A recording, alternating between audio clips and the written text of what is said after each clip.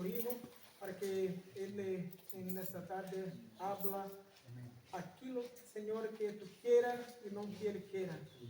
Que su corazón esté siempre dispuesto a alabar y a engrandecer tu nombre. Amén. Usa el nombre del Señor Jesús. Amén. Amén. Amén. Una última. Gracias. Sousa, gracias. Una última cosa que se me pasaba. Ahora ya él va a comenzar a compartir lo que trae. Virginia ya está repartiendo el cuestionario y todo lo que tiene que ver con el mensaje sobre Jonás. Se os va a pasar también un folio en blanco porque él, el material que quiere compartir o relacionado con lo que va a compartir es muy largo, son varias hojas creo, ¿no? Entonces, si lo queréis, que creo que va a merecer la pena, lo que en la hoja en blanco tenéis que poner, por favor, es vuestro correo electrónico, ¿vale? Porque serían muchas copias y en todo caso él os lo va a mandar por correo para que lo podáis tener, ¿vale? ¿Okay? Que el Señor Jesucristo les bendiga. Amén. La verdad que la Biblia dice que generalmente servían el mejor vino al principio, no al final. Esa es la verdad bíblica. Jesús transformó el agua en vino. Jesús transformó el mejor vino. Si el Señor Jesucristo trae un maravilloso vino a esta hora, gloria al Señor. Pero solo Él puede hacerlo. ¿Amén? Mi nombre es Iván Ruiz, soy nacional de Chile, casado con Mary Garrison de los Estados Unidos. Vivimos ya hace varios años, o vivíamos en los Estados Unidos, ahora estamos acá en Jerez hace 5 meses, sirviendo con la iglesia Adulam que dirige Pedro, animado de poder servir al Señor en esta región del mundo. Soy parte del cuerpo de Cristo, que estamos haciendo la labor que el Señor nos ha encomendado en el mundo, partiendo desde Jerusalén hasta lo último de la tierra. He tenido la bendición del Señor de poder servir en diferentes lugares, continentes, y observar un poco cómo el desarrollo de la iglesia cómo la iglesia se va desarrollando en diferentes lugares. No soy experto en evangelización, ni mucho menos, pero el único experto es Cristo, el Espíritu Santo. Sí dice la Biblia, amén. Él es el que convence de pecado, de justicia y de juicio, como esta mañana se ha ratificado bastante. Pero Dios me ha permitido tener una mirada un poquito global de cómo la iglesia se va moviendo en el mundo, en los diferentes contextos, en los diferentes países, bajo diferentes circunstancias, el mover de la iglesia avanzando entre la gente, entre las personas. Compartiré esta tarde sobre evangelismo urbano y premisas bíblicas. La verdad que parece interesante el nombre, pero evangelismo en la ciudad. ¿Cómo evangelizar en la ciudad? Tomaré como modelo para la evangelización en la ciudad, y que es un principio que puede ser usado también en todo lugar, la primera evangelización en la ciudad de Jerusalén. Y luego tengo en el título premisas bíblicas. ¿Qué es una premisa? Es una base que sirve como fundamento para una idea, para un razonamiento. Partiré diciendo que la premisa es que el Evangelio viene de Dios. Es lo primero que necesitamos comprender. El Evangelio viene de Dios. Yo sé que ustedes saben esto, solo voy a recordar algunas cosas que vosotros ya sabéis. Evangelio, la buena noticia, proviene de un vocablo griego, ¿ya? Que es compuesto. Una parte es bueno, significa bueno o buena, y la otra parte noticia o mensaje, ¿ya? Entonces el Evangelio es una buena noticia como definición. Basaré todo lo que voy a compartir esta tarde en el libro de los Hechos, en el capítulo 1 y versículo 8. Dice lo siguiente: pero recibiréis poder cuando haya venido sobre vosotros el Espíritu Santo, y me seréis testigos en Jerusalén, en Judea, en Samaria y hasta lo último de la tierra. Este versículo, en mi opinión, es la clave hermenéutica de todo el libro de los Hechos, donde se centra la primera iglesia, donde nace la iglesia y se desarrolla la evangelización en la ciudad de Jerusalén, en una urbe bien interesante de observar y de analizar. Entonces, este verso es como la clave que nos ayuda a interpretar todo el libro de los Hechos. Todo el libro de los Hechos gira en torno a este versículo. Recibiréis poder cuando haya venido sobre vosotros el Espíritu Santo.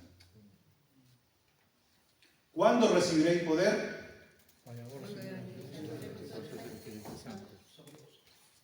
La iglesia, ¿cuándo recibe poder? Cuando el Espíritu Santo viene sobre ella. Un creyente, un hijo de Dios, un hombre nacido de nuevo recibe el poder cuando el Espíritu Santo viene a su corazón. Cuando el Espíritu de Dios viene a morar en él, recibe poder. ¿Para qué? Recibiréis poder cuando haya venido sobre vosotros el Espíritu Santo y me seréis testigos. Esto es fundamental para entender todo el proceso de evangelización o el evangelismo que nosotros podamos imaginar. Las dos palabras clave en este texto son poder y testigos. Recibiremos poder, la iglesia recibirá poder para ser testiga. Esto nos indica que la evangelización, hermanos, es la consecuencia de ser llenos del Espíritu Santo. Amén. Y en esto no debemos perdernos. El evangelismo o la evangelización es la consecuencia de ser lleno del Espíritu Santo. Sin el Espíritu Santo no hay evangelización. Es así de profundo, pero así de simple de entender. Si el Espíritu Santo no está en la iglesia, si el Espíritu Santo no está en la nueva criatura, bueno, si es nueva criatura en Cristo está, pero si el Espíritu Santo no está presente en lo que nosotros llamemos evangelización o evangelismo, no es evangelio. Porque el evangelio, el poder del Espíritu Santo trae a nosotros esa capacidad de llevar el evangelio, la buena noticia del Señor Jesús. Y la efectividad, para ser efectivos en la evangelización, está íntimamente relacionada con el nivel de dependencia que tenemos del Señor y con el desarrollo de nuestra espiritualidad, tanto personal como colectiva. El éxito de la evangelización está íntimamente ligado a tu dependencia del Señor. Porque no funciona esto como el mensaje es maravilloso, es glorioso, es una buena noticia, pero el mensajero es un pecador. No es parte de la ecuación. El mensaje del Evangelio es depositado en un hombre nuevo, que el Espíritu Santo ha venido a morar en él. ¿Se entiende la idea? Entonces la efectividad de la predicación del Evangelio o del evangelismo está íntimamente ligada al nivel de dependencia que el mensajero, que el discípulo de Cristo, que el Hijo de Dios, que el creyente, llámalo, no sé, de la manera que quieras, tiene de su Señor. Y también está íntimamente ligado a que la iglesia, la comunidad de fe, la dependencia de esa iglesia de su Señor. Porque No podemos o no debemos, o no es evangelio sano, puro, si estamos hablando del amor de Dios y no estamos viviendo el amor de Dios. Si estamos hablando de perdón, porque el evangelio te dice que el Señor vino a perdonar, pero no estamos viviendo el perdón. Estas cosas es parte de una misma ecuación.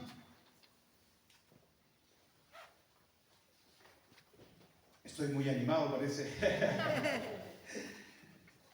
Observemos un poquito sobre Jerusalén antes de continuar.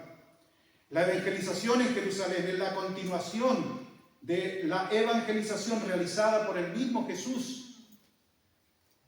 Cuando los discípulos comienzan a evangelizar en Jerusalén, ellos continúan haciendo lo que ya Cristo estaba haciendo. Porque Jesucristo mismo les delegó a los 12 este mandato inicialmente. Llamó a los discípulos y los envió. Y los comenzó a enviar de 2 en 2 al principio. ¿Recuerdan ustedes? Les dio poder sobre los espíritus inmundos. Les ordenó que no tomaran nada para el camino, excepto un bastón o algo que los ayudara. En algunas ocasiones los envió y les dijo: no lleven pan, no lleven un morral, no lleven dinero, no lleven nada. ¿Ya? Que llevaran solo sandalias, pero no 2 túnicas. Les dijo, además, cuando entren en una casa, quédense en esta hasta que se vayan de aquel lugar. Y si en algún sitio no lo reciben ni lo escuchan, váyanse de allí. Sacudan el polvo de la planta de sus pies como testimonio contra ellos. Y ellos salieron a predicar y a exhortar a la conversión. Expulsaban muchos demonios, ungían con aceite a muchos enfermos y los sanaban en el poder de Cristo. Bajo la autoridad y el poder que Cristo les había encomendado. Esta era la estrategia de evangelización. Orar por los enfermos. Ungirles. Sanarles.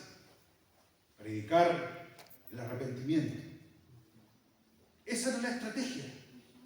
El Espíritu Santo o el poder de Cristo en ellos. Entonces, los envió en esta misión y les dio sanaciones, curaciones, expulsión de demonios. Quiero hacer un pequeño énfasis en esto. El mundo está bajo el maligno. El mundo entero está bajo el maligno. Nosotros hemos salido de las tinieblas a la luz por medio del poder del Espíritu Santo que alumbró nuestras vidas. Pero el mundo entero sin Cristo está bajo el maligno. El enemigo controla el mundo. Si sales a Jerez estos días vas a darte cuenta muy rápidamente que el que está controlando el mundo es el enemigo. Y la única manera de ser sal y luz y de producir una evangelización efectiva, de acuerdo a la palabra del Señor, es en el poder del Espíritu Santo. Y les dio autoridad para expulsar demonios. Mi tema no es la demoniología, pero hay poderes que están amarrando y atrapando a las personas que no les permiten venir al Señor. Y el único capaz de libertar, de soltar las ataduras, de convertir el corazón es el Espíritu Santo de Dios. A través de hombres y mujeres ungidos, a través de una iglesia ungida, que vive la presencia permanente, continua del Señor. Entonces, además de, enfocando en estos discípulos, de las curaciones, las sanaciones, la expulsión de demonios, Él les envió en un grado de pobreza, de desapego del mundo, para que el poder del Señor sea el predominante en la vida de la gente y en la predicación. Porque solemos adornar bastante la predicación del Evangelio. La arropamos de diferentes formas para hacerla atractiva, como bien nos enseñaba Pedro esta mañana, a los ojos de los oyentes. ¿Ya? Vamos adornando con confetis, con cosas alrededor. Pero la verdad, hermanos, que el poder del Espíritu Santo no necesita ayuda para salvar, para abrir un corazón. Pero sí demanda una vida santificada a Él. Del mensajero, como de la iglesia a quien ha sido dada este mensaje y esta obra de evangelizar. Entonces, los 12 comenzaron a continuar llevando en Jerusalén el mensaje del Evangelio. Ellos fueron los iniciadores, luego un grupo más de hombres y colaboradores de la primera iglesia se sumaron a ellos. La comunidad cristiana creció en Jerusalén. Habían otros que se les llamaba discípulos, no eran los 12, pero estaba Bernabé y otros hermanos que acompañaban a este grupo. Se sumaron mujeres que habían estado con Jesús y que permanecían con los discípulos también, con los apóstoles. Y ellos eran de diferentes, eran muy distintos entre ellos. Algunos compartían la misma religión, el judaísmo, habían otros griegos, habían de diferentes tipos de profesiones entre ellos, era muy heterogéneo. Habían algunos más ricos y otros más pobres. Pero a través de ese grupo de personas, el Espíritu Santo ya produjo un gran despertar y el Evangelio se extendió en toda Jerusalén. Incluso hasta en el año 40 y más, el Evangelio desde Jerusalén llegó al corazón del imperio. El motor que llevó la evangelización tan maravillosa en la época apostólica no fue nada más y nada menos que la obra del Espíritu Santo. Amén.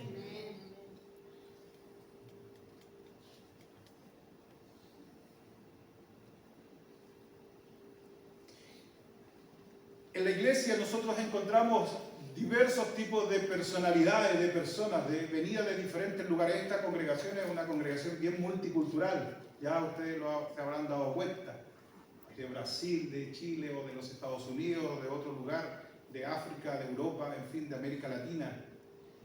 Tenemos diferentes profesiones, pero hay un espíritu común que nos une. Es el Espíritu Santo de Dios. Es el que dinamiza la iglesia. En fin, entonces,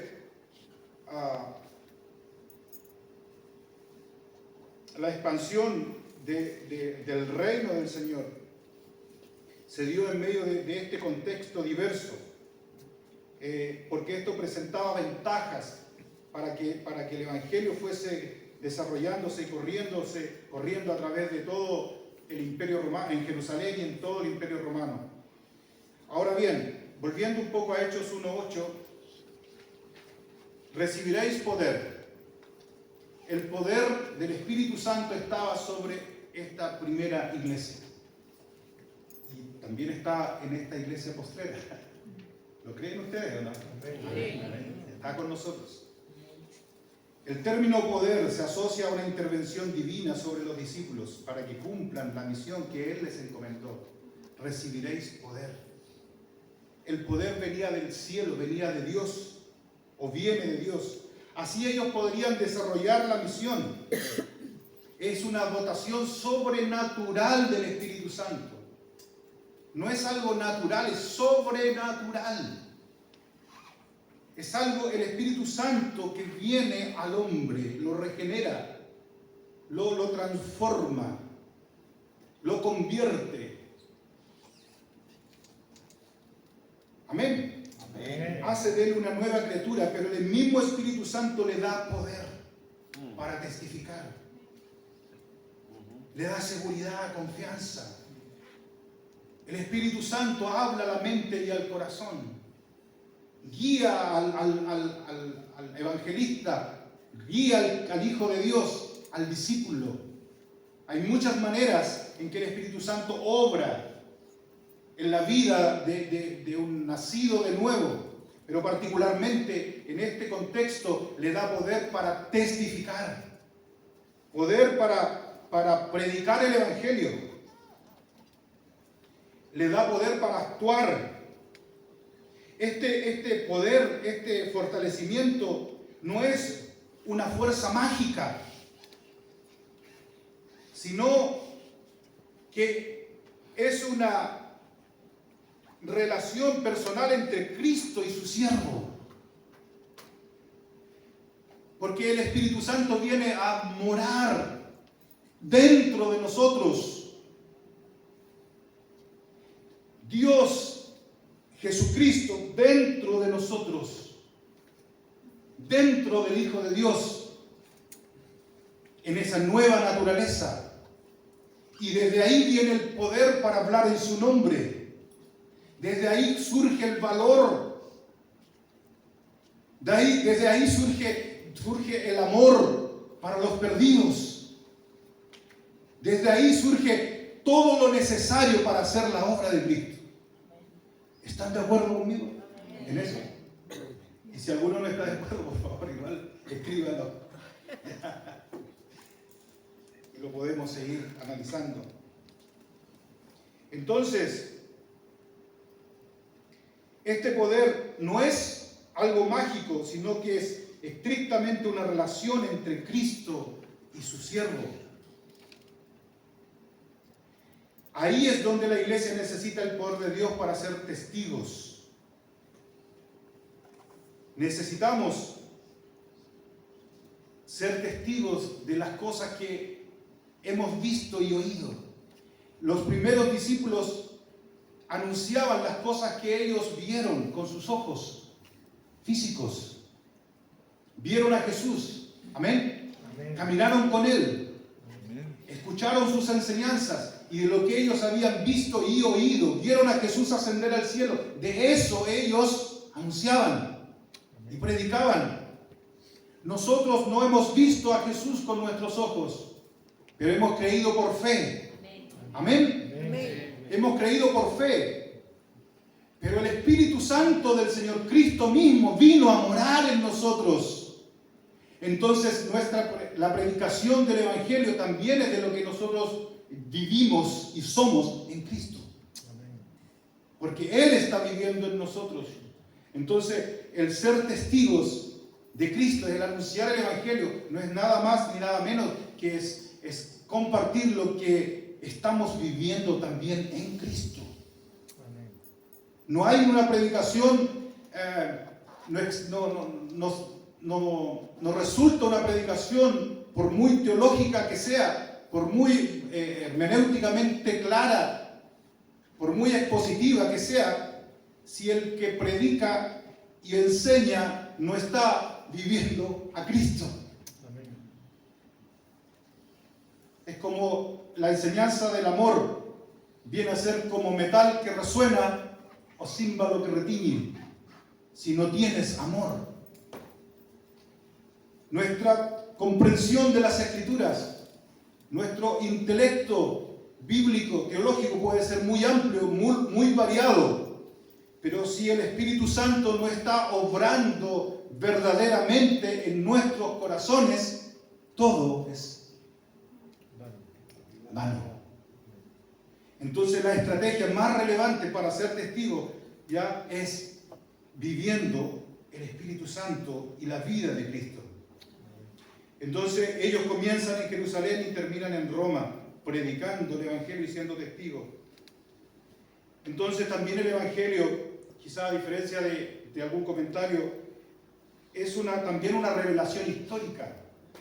Es el testimonio de los hechos y el testimonio de la verdad. Lo que está en juego son hechos, no son ideas o mitos. Es la realidad de Cristo viniendo a rescatar al hombre, pagando en la cruz el precio por los pecados del hombre y redimiéndolo para el Señor. Los que dan testimonio del Evangelio en el libro de los Hechos, ellos lo han vivido, también lo han comprendido.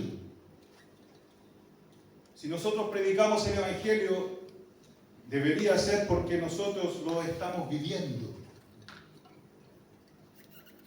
Entonces, cuando tú comienzas a analizar tu congregación, tu propia vida, tu grupo de evangelismo, a la luz de esta enseñanza o esta premisa, recibiréis poder cuando haya venido sobre vosotros. ¿Por qué no estamos siendo efectivos en la predicación del evangelio? ¿Por qué la iglesia está produciendo solo adherentes, pero no genuinos hijos de Dios? ¿Por qué las palabras que yo digo, aunque a veces recite algunas palabras, no tienen poder sobre la gente? ¿Por qué la iglesia no está yendo en la dirección correcta? Es porque a veces perdemos de vista esto que es tan esencial. Es el Espíritu Santo la mejor estrategia para guiarnos. Pero esto no es algo así al azar, no es algo solamente utópico, debe ser una realidad en cada hijo de Dios o hija de Dios y una realidad en la iglesia. Amén. Vosotros, dijo el Señor, sois testigos de estas cosas. Entonces, ¿cuáles son los principios fundamentales que caracterizaron la evangelización de la primera iglesia en Jerusalén, en esa urbe? Ya fue que ellos eran testigos reales y vivían realmente lo que ellos anunciaban. Una comunidad de gente santa, vivían en unidad, no perfecta, pero vivían en unidad. La iglesia, hermano, así como un cuerpo sin aliento es un cadáver, la iglesia sin el Espíritu Santo de Dios está muerta.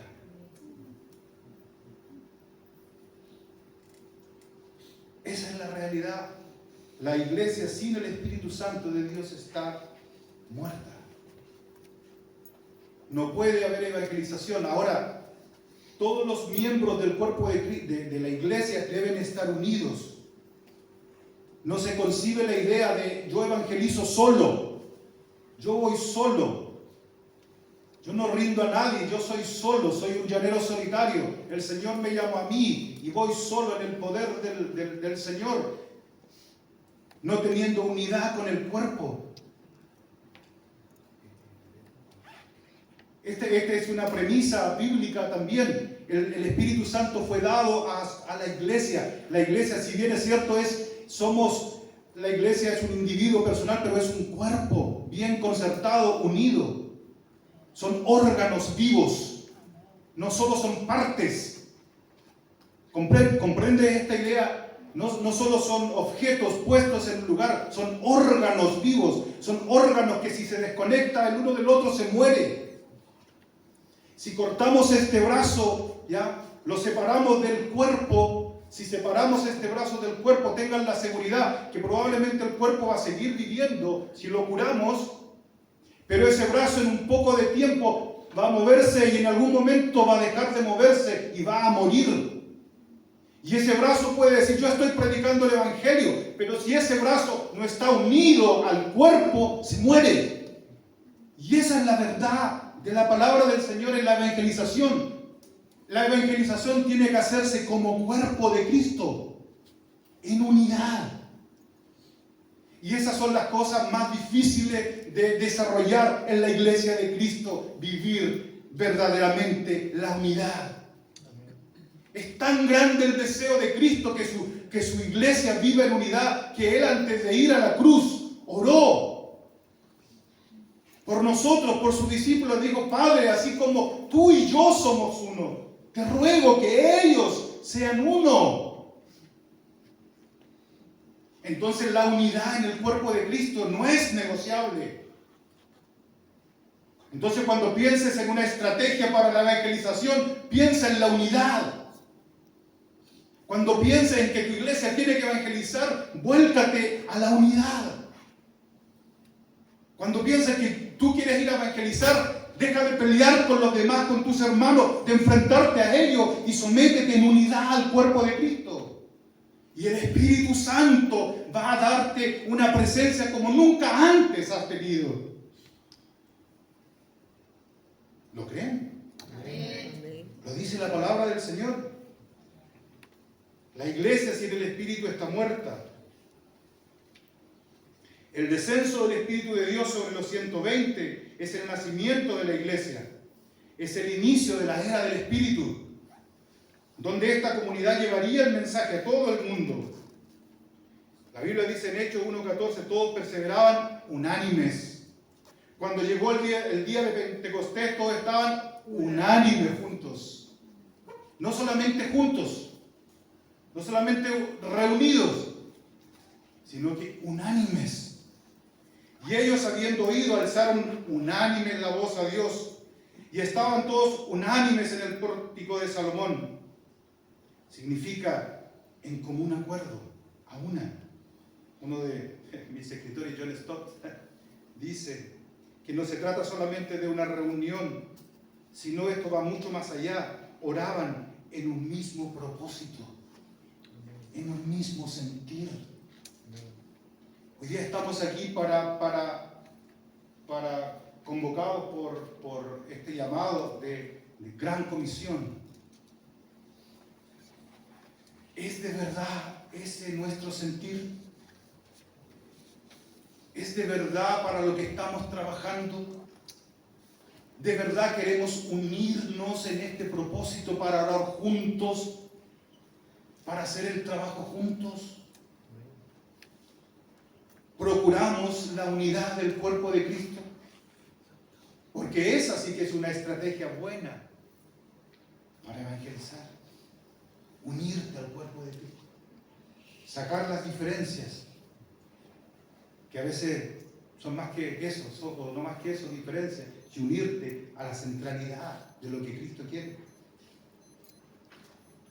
La unidad es básica para todo lo demás. Sin ella no se puede demostrar amor de Dios, ni mucho menos proclamarlo. Vamos a proclamar el Evangelio del Señor, pero estamos peleando con todos. Peleando entre nosotros, peleando con Dios. Entonces es una premisa del Evangelio. Unidad. Esta primera comunidad de creyentes entendió esto. Por eso pasaban juntos, como uno, como discípulos de Cristo. Y eso trae como consecuencia un crecimiento espiritual genuino. Crecen los deseos del Espíritu. La vida espiritual crece. Crece el deseo de orar. Cuando invitas en las congregaciones, las reuniones de oraciones, la gente no viene. Generalmente uno rehuye, no, si yo estoy orando en mi casa, hermano, yo oro. Sí, ok. Pero se nota cuando tú conversas, cuando hablas, cuando sirves, si estás verdaderamente buscando al Señor o no. Se nota cuando te enfrentas a una dificultad con una persona, cuando hablas con tu hermano, cuando te pisan los callos. ¿Callos? ¿Me entiende aquí? Se nota si estás en una vida de oración, cuando te confrontan, cuando te golpean, cuando hablan de ti, se nota si estás orando. No se nota tanto en nuestros discursos, se nota en la vida diaria, en nuestras relaciones. Entonces, crecimiento, eso trae crecimiento espiritual.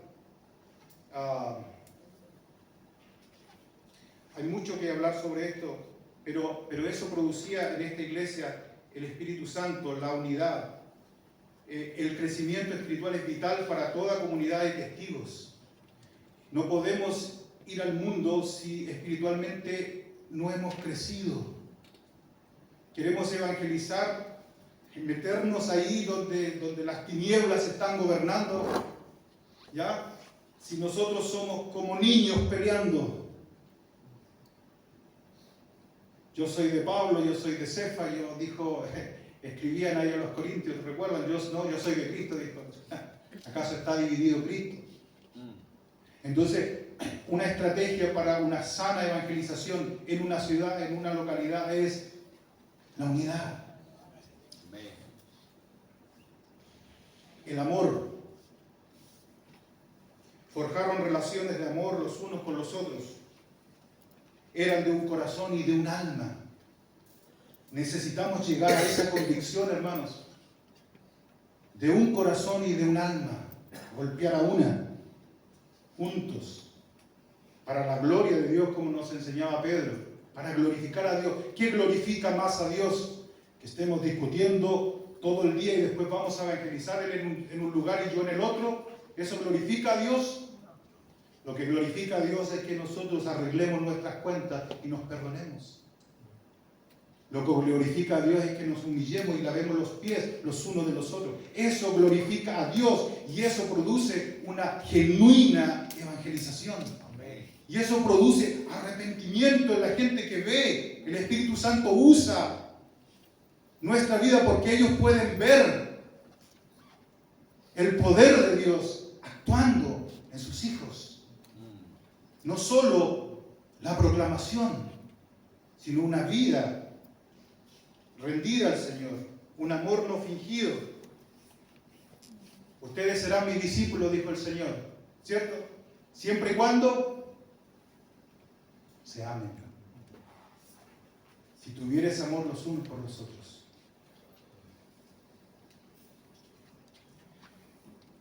Bueno, tengo algunas cosas que voy a olvidar, pero como dijo el hermano, si ustedes quisieran un poquito de esto, si les interesa, dejan su email y les puedo enviar el PDF de lo que quise compartir esta tarde.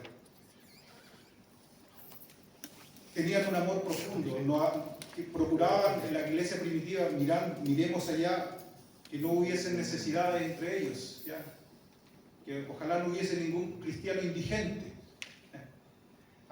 La Biblia dice, vendían sus casas, quiero aclarar esto, vendían sus casas, sus propiedades y los traían a los pies de los apóstoles. Alguien enseña o alguien puede enseñar, ok, entonces todos vamos a vender nuestras casas. No era voluntario, hermanos. Si el Señor te mueve a vender tu casa para la gloria del Señor y para cubrir una necesidad puntual de alguien, hazlo. Pero no enseñes, todos tienen que vender las casas. Porque la Biblia dice que se juntaban también a orar en las casas. Sinagogas también. Sí, gracias, hermano. Pero también en las casas. Si todos hubiesen vendido las casas, ¿en qué casa se juntarían? Entonces, lo que está diciendo, lo que nos está mostrando es que era un amor que cubría las necesidades de los santos. Todo esto, hermano, mire, ni siquiera he hablado de los que están afuera. Todo esto entre los que adoraban al Señor.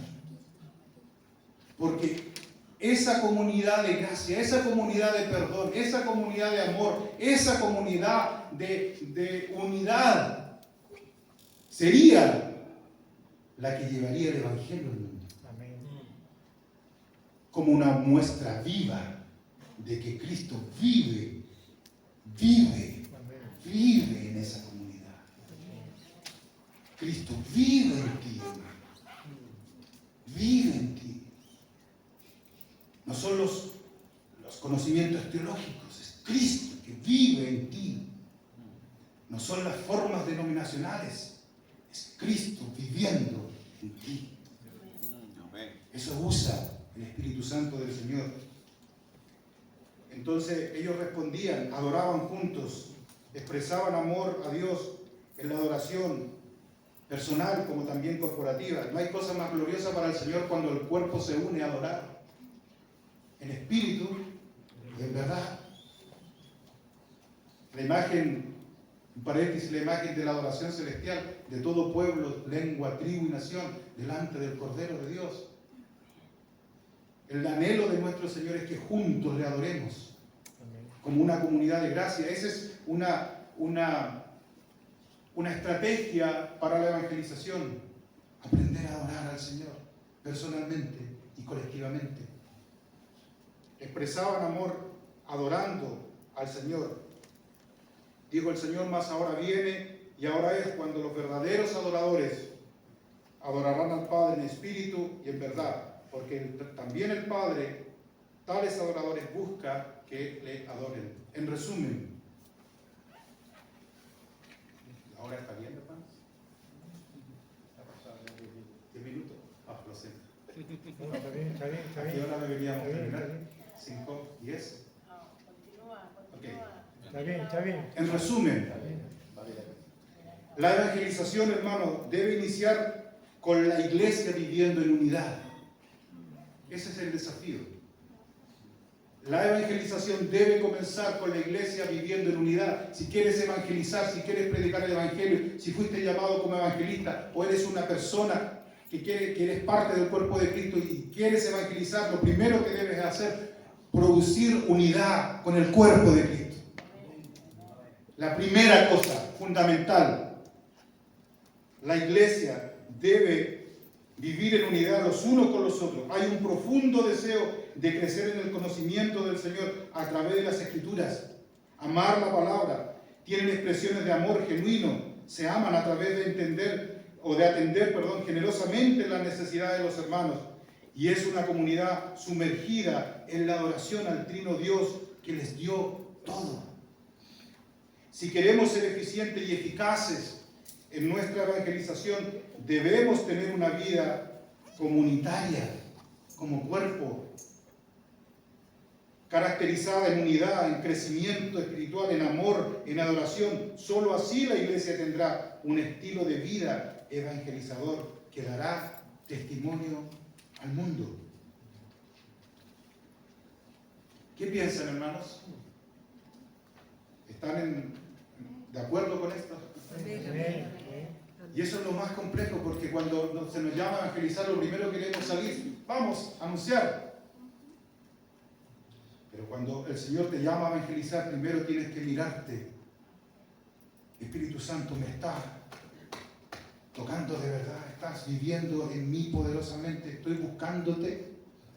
Si tienes el impulso de salir a evangelizar, comienza a humillarte al Señor, a orar, a buscar su presencia, a vivir en unidad y comunión con Él y con tus hermanos. De otra manera, es engañoso.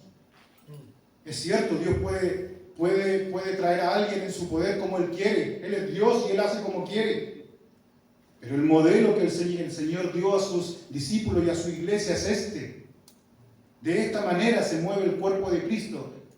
De esta manera avanza para anunciar su evangelio. Lo dijo Antonio, somos representantes de Dios, de Cristo. Llevamos su mensaje en nuestras mentes y en nuestros corazones, grabado a fuego, el mensaje de Cristo, el testimonio de Cristo está en nosotros. ¿Es eso lo que está viendo el mundo? ¿Es eso lo que ven nuestros hermanos cuando nos miran? ¿Ven a Cristo fluyendo en nosotros? ¿O ven solo, o escuchan solo palabras o ideas evangélicas? Ese es el desafío que tiene la iglesia, no solo aquí en España, en Jerez, en todo el mundo. Y quiero finalizar dando un pequeño testimonio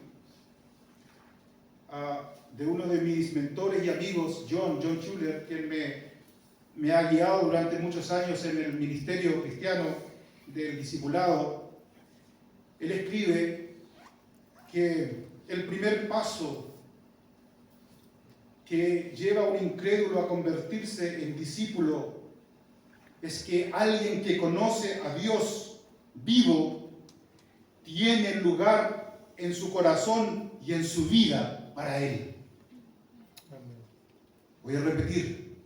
El primer paso que lleva a un incrédulo a venir y convertirse al Dios, a convertirse a un discípulo del Señor, es que alguien que conoce al Dios vivo tiene lugar en su vida y en su corazón para Él. Queremos evangelizar el mundo, ¿amén? Porque el Señor nos ha enviado a evangelizar el mundo, a llevar el evangelio, la buena noticia. La pregunta es, ¿tienes espacio en tu vida para los perdidos?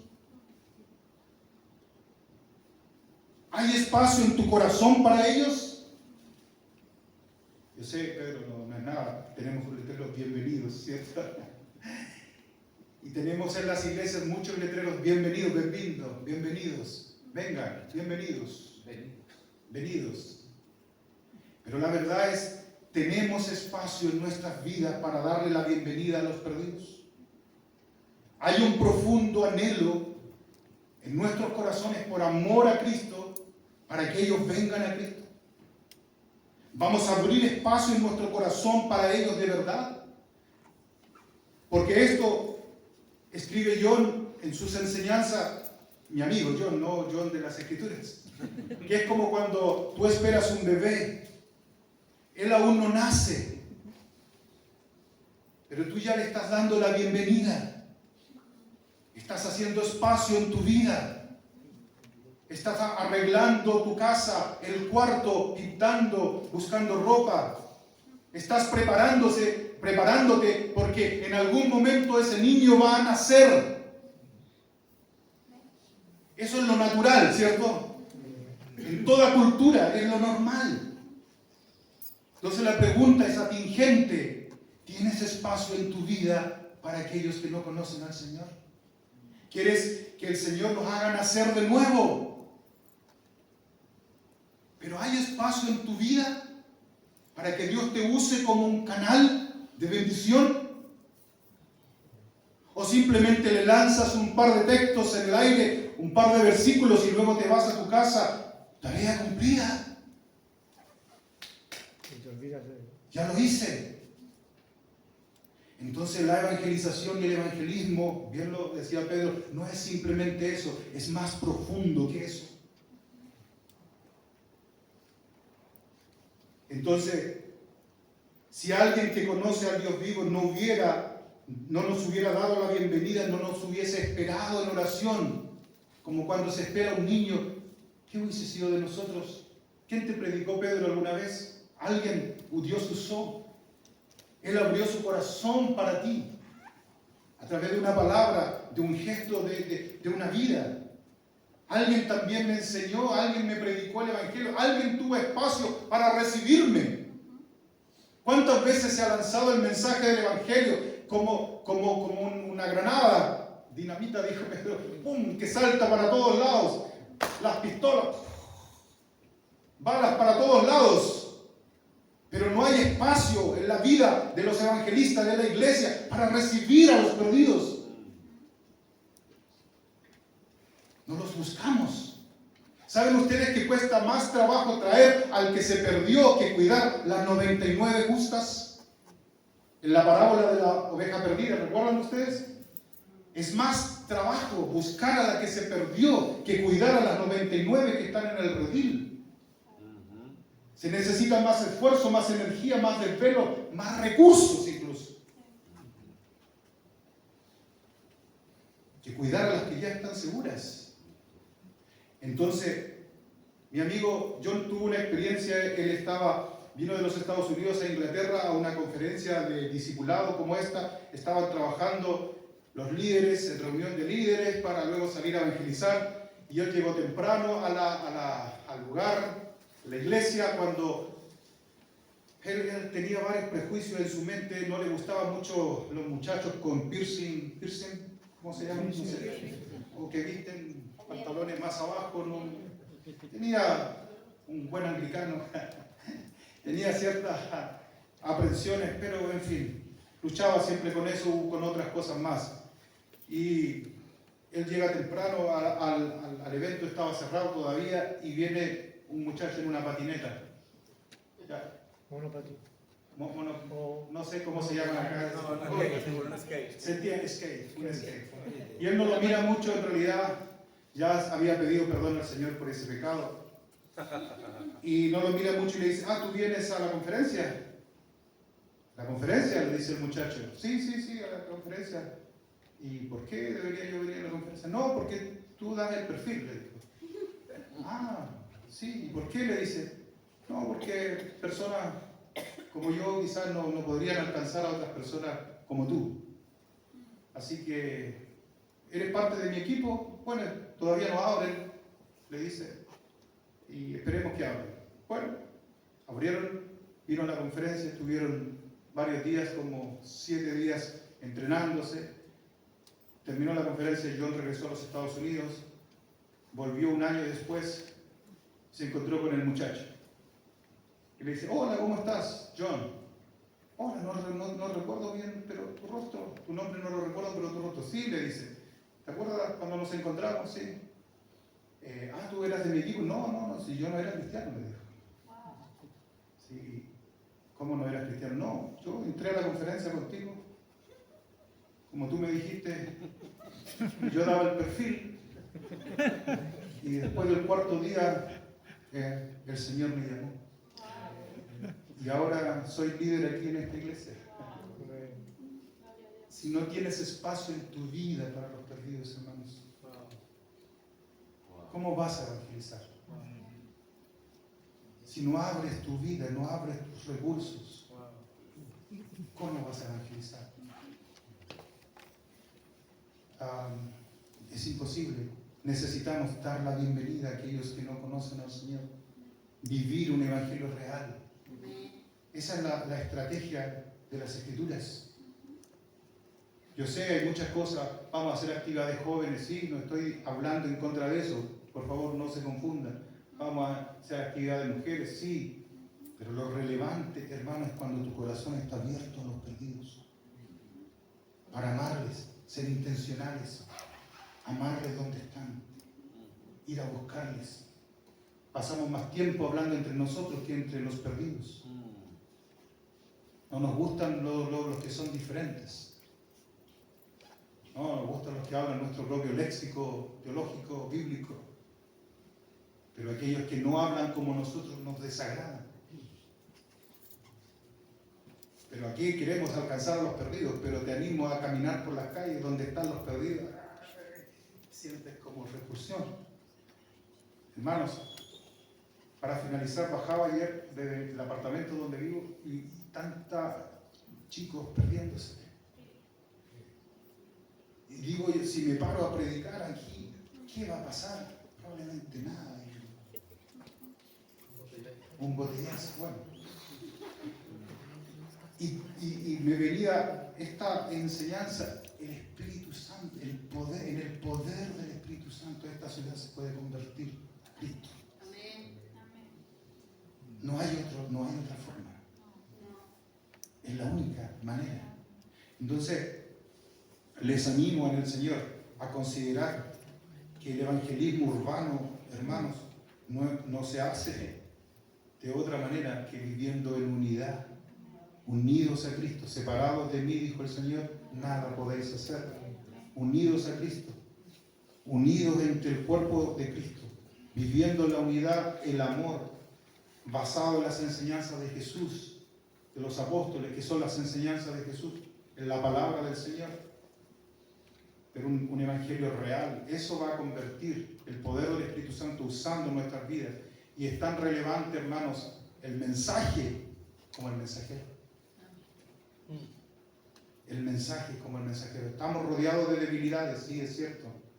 Pero no tiene que ser, hermano, el pecado nuestra manera de vivir. Amén. Hay más en este texto, pero creo que es suficiente. Gracias por su tiempo. Ahora, si alguien quiere preguntar algo, solo las preguntas difíciles, ya saben, se las hacen a Pedro.